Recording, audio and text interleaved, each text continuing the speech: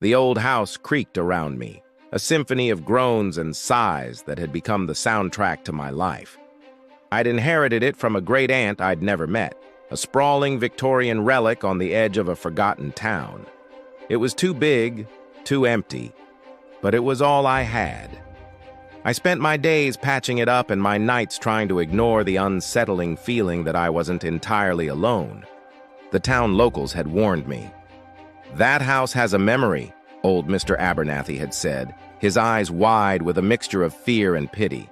"And it's not a happy one." I'd laughed it off as small-town superstition. But after a few weeks, I started to understand. The house didn't just have memories, it had routines. Every night, as the clock in the grand hallway prepared to strike 12, a strange stillness would fall. The wind would die down, the crickets would go silent, and even the dust motes seemed to hang motionless in the air. It was a heavy, expectant silence, the kind that precedes a storm. And then, on the first chime of midnight, it would begin. It started subtly. A floorboard creaking upstairs when I was downstairs. A door slowly swinging shut on a windless night. I told myself it was just the house settling, the quirks of an old building. But the occurrences grew more specific, more personal. One night, I was reading in the living room, trying to lose myself in a book.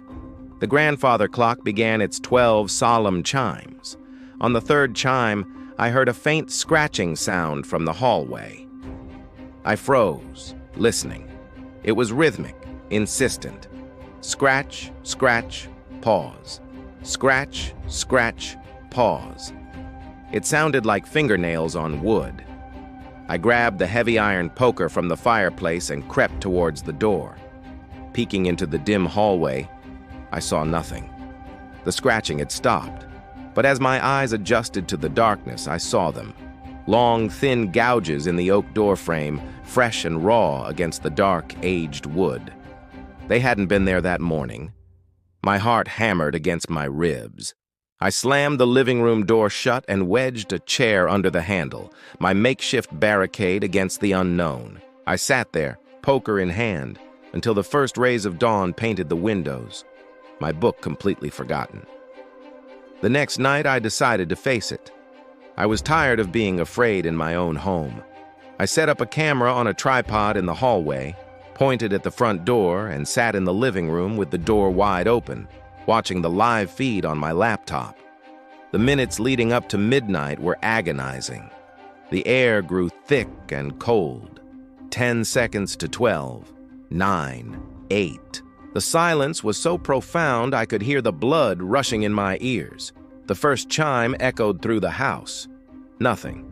Second chime. Still nothing. I started to feel foolish, my overactive imagination getting the best of me. On the fourth chime, a shadow flickered at the edge of the camera's view, near the bottom of the staircase. It was a small, dark shape. I leaned closer to the laptop screen, squinting. It looked like a child's toy block. I didn't own any toys. On the fifth chime, another block appeared beside it, then another. They were appearing out of thin air, stacking themselves into a small tower with an unnatural, silent precision. My breath hitched. On the 10th chime, the tower was complete, reaching about a foot high. On the 11th, it wobbled, and on the 12th, it crashed to the floor, the wooden blocks scattering with a clatter that was deafening in the silence. And then, absolute quiet once more. The nightly ritual was over. I didn't sleep. The next morning, I found the blocks. They were old, the paint faded and chipped, spelling out a name, Lilian. I packed a bag. I was done. I would spend the day at the town library, research the house, and then I would leave. The library's archives were dusty and forgotten, much like the town itself. But I found what I was looking for in a collection of old newspapers from the 1920s. A headline jumped out at me. Tragedy on Elm Street. Young girl lost in house fire. The address was mine. The article told the story of the Fairweather family and their 7-year-old daughter, Lillian. One night, a fire had swept through the house. The parents had made it out, but Lillian, who had been hiding from a thunderstorm in her favorite closet under the stairs, was trapped. The fire had started, the report said, just after midnight. My blood ran cold. The closet under the stairs, the very closet where the scratching had come from. I returned to the house that evening, not with fear, but with a heavy sadness. This wasn't a monster haunting my home. It was a lost child, trapped in the final, terrifying moments of her life, replaying them over and over. That night, I didn't set up cameras or brandish a fireplace poker. Instead, I took the old wooden blocks and walked to the hallway. I sat on the floor before the closet under the stairs.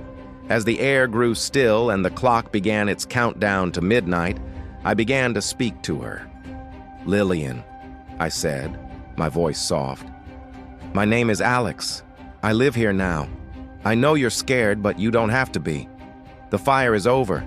It's been over for a long, long time. You're safe." The first chime of midnight struck. I heard a faint whimper from inside the closet. It was the sound of a terrified child. "It's okay, Lillian," I continued, my voice trembling slightly. I began to stack the blocks on the floor in front of the closet door. ALEX. "See? That's me. I'm right here. You're not alone." On the fifth chime, the doorknob to the closet began to rattle violently. The scratching started, frantic and desperate this time. My instinct was to run, to flee from the terrifying sounds, but I stayed put. "You can come out, Lillian. It's safe now. The storm has passed." On the 10th chime, the rattling stopped. The scratching ceased. On the 11th chime, the closet door, which I knew was locked and hadn't been opened in decades, slowly creaked open. A wave of cold air washed over me, carrying the faint scent of smoke and something else. Rain-soaked earth. I peered into the pitch-black opening. I couldn't see anything, but I could feel a presence, a small, sorrowful energy. The 12th and final chime of midnight rang out. For a moment, nothing happened. The oppressive silence returned. And then, for the first time since I'd moved in, I heard a new sound at midnight. The faint, ghostly giggle of a child, followed by the whisper of tiny feet running up the stairs, as if finally freed to play. The nightly occurrences stopped after that.